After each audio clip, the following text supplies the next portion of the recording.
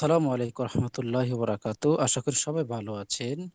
আমার এই speak about yourself এই বইটি থেকে আজকে আমরা দেখব আপনি প্রতিদিন কি করেন কি না করেন, অর্থাৎ আপনি ডেইলি ওয়ার্ক, আপনার ডেইলি রুটিন, সেটা আপনি কিভাবে ইংলিশে বলবেন ইনশাল্লাহ। টু যেটা আমরা দেখার চেষ্টা করব, অর্থাৎ মাই ডেইলি লাইফ, আমার দৈনন্দিন জীবন। আপনার ভাই বোন আত্মীয় স্বজন ছেলে মেয়ে যে কেউ থাকলে এটা আপনি তাদেরকে শিখাতে পারেন ইনশাল্লাহ। আশা করি তার সকাল থেকে সন্ধ্যা পর্যন্ত সে কি করে না আসে বিষয় সব কিছু ইংলিশে বলতে পারবে। তো লেটস গেট স্টার্টেড। আর আজকের আলোচনা থাকছে আমার এই বইটি থেকে। এই বইটা যারা নিতে চান ইনশাল্লাহ তারা কমেন্ট করবেন ইনশাল্লাহ। এই বইটা খুব চমৎকার একটি বই, প্রত্যেকটা টপিক নিয়ে আপনি কিভাবে ইংলিশে কথা বলবেন সেই সম্পর্কে বইটা সাজানো হয়েছে। অর্থাৎ আপনি কিভাবে বক্তৃতা দিতে দিতে চাচ্ছেন, ক্লাসের মধ্যে কিভাবে কিভাবে বোঝাতে চাচ্ছেন, অর্থাৎ অল এভরিথিং। ক্লাসটা করলে আশা করি বিস্তারিত বুঝতে পারবেন। So let's see the class. প্রথমে আপনি দাঁড়ালেন ক্লাসের মধ্যে, আপনাকে বললে ক্লাসে, ইউনিভার্সিটিতে, যে কোনো স্থানে অথবা কোনো একটা মঞ্চে আপনাকে বললে একটা বক্তৃতা দেওয়ার জন্য, আপনি বললেন thank you sir for giving me a chance. ধন্যবাদ স্যার আমাকে একটা সুযোগ দেওয়ার জন্য। And thank you my dear classmates, এবং আমার সহপাঠীকেও ধন্যবাদ। টুডে মাই টপিক, আজ আমার বিষয় হলো মাই ডেইলি লাইফ, আজ আমার বিষয় হলো আমার এই দৈনন্দিন জীবন সম্পর্কে। দেখুন আমি কিন্তু বাংলা উচ্চারণটাও দিয়ে দিয়েছি, যারা ইংরেজি খুবই দুর্বল উইক তাদের জন্য বাংলা উচ্চারণ দিয়ে দিয়েছি। তারপরে একাডেমিতে আবার বাংলা অর্থটা দিয়ে দিয়েছি। ধন্যবাদ স্যার আমাকে একটি সুযোগ দেওয়ার জন্য, ধন্যবাদ আমার প্রিয় সহপাঠীদের। আজকের বিষয় আমার দৈনন্দিন জীবন। তারপরে আপনি বলবেন আই এম এ স্টুডেন্ট, আমি বললাম একজন ছাত্র। So I follow my daily routine, আমি আমার দৈনন্দিন রুটিন কি করি, অনুসরণ করি। I get up early in the morning, আমি সকালে খুব ভোরে ঘুম থেকে উঠি। এখন আপনি দেখুন এখানে গেট আপ মানে কি, গেট আপ মানে ঘুম থেকে ওঠা। এখন আপনারা অনেকে বলতে পারবেন স্যার আপনি কিন্তু ওয়েক আপ দিতে পারেন। আমি বলি ওয়েক আপ আর গেট আপের মধ্যে পার্থক্যটা কি? ওয়েক আপ হলো আপনি ঘুমিয়ে রয়েছেন, আপনি ঘুম থেকে জাস্ট করে চোখটা আপনি খুলেছেন, এটা হলো ওয়েক আপ। আর যখন ঘুম থেকে উঠে সরাসরি আপনি শরীর দেহকে তুলে ফেললেন, সেটাকে বলা হয় গেট আপ। আশা করি আন্ডারস্টুড। তারপরে আপনি বললেন then I brush my teeth, wash hands and face. তারপর আমি দাঁত ব্রাশ করি এবং হাত মুখ ধুয়ে নিই। তারপর বলেন I say my morning prayers and go two for walk, অর্থাৎ আমি ফজর নামাজ আদায় করি এবং হাঁটতে যাই। খুব সুন্দর হচ্ছে কিন্তু আপনার বক্তৃতাটা, অর্থাৎ আপনি একটা সম্পর্কে বলতে পারতেছেন, আপনি ডেইলি রুটিন সম্পর্কে। After coming back I take bath and have my breakfast, তারপরে ফিরে আসার পর আমি আবার গোসল করি, নাস্তা করি। আবার আপনার ফিরে যে না, এগুলো যে প্রশ্ন উত্তর দিতেছেন এগুলো থেকে আবার প্রশ্ন রয়েছে, এই প্রশ্নগুলো যখন চর্চা করবেন তখন আপনার এটা আরো অনেক স্মার্ট হবে এই ইংরেজি চর্চা করার জন্য। আপনি যত ইংরেজি স্পোকেন করেন না কেন, এগুলো যদি আপনি না শিখে প্রশ্ন যদি চর্চা না করেন, আপনি কখনো হবে না। জাস্ট আমি ওখানে প্রশ্ন দেখাচ্ছি আমি। তারপর then I study for while, তারপর আমি কিছুক্ষণ লেখাপড়া করি। At 9 AM I get ready and go to school, সকাল 9টায় আমি স্কুলে যাই, স্কুলে যাওয়ার জন্য প্রস্তুত হই এবং স্কুলে যাই। I attend all the classes attentively, আমি মনোযোগ সহকারে সব ক্লাস নেই অর্থাৎ করি। তারপর বললেন our class ends at 2 PM, then I return home, আমার স্কুল দুপুর 2টায় শেষ হয়, তারপর আমি বাড়িতে আসি। তাহলে I take my lunch and take rest for some time, তারপর আমি দুপুরের খাবার খাই এবং কিছুক্ষণ বিশ্রাম নেই। তারপর বললেন কি in the afternoon I play with my friend, বিকালে আমি আমার বন্ধুদের সাথে খেলা করি। In the evening I study again and do my homework, এবং সন্ধ্যায় আমি পড়াশোনা করি এবং হোমওয়ার্ক করি। তারপরে কি বললেন এট নাইট, রাত্রে I take my dinner with family, তারপর রাত্রে আমি ডিনার করি এবং আমার পরিবারের সাথে এই আমি রাতে আমি পরিবারের সঙ্গে খাবার খাই। Then I watch TV or read books for while, তারপর আমি কিছুক্ষণ টিভি দেখি ও বই পড়ি।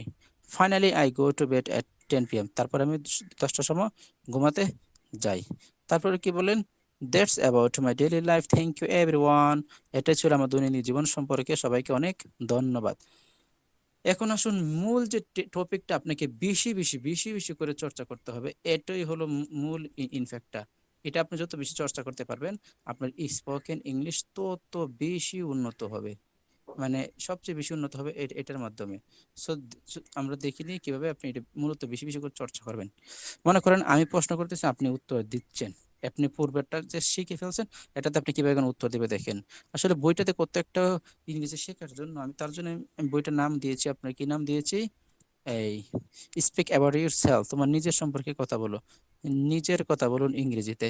এবং এই বইটা দিয়ে আমি অনেকগুলো সূচিপত্র দিয়েছি, দেখেন কতগুলো বিষয় সম্পর্কে আমি উল্লেখ করেছি। জাস্ট খালি আপনি এদিকে দেখতে থাকুন, অনেক বিষয় সম্পর্কে দিয়েছে, আপনি কতগুলো বিষয় নিয়ে আপনি ইংলিশে কথা বলতে পারবেন। তাদের বইটা লাগবে ইনশাল্লাহ, কমেন্ট করবেন।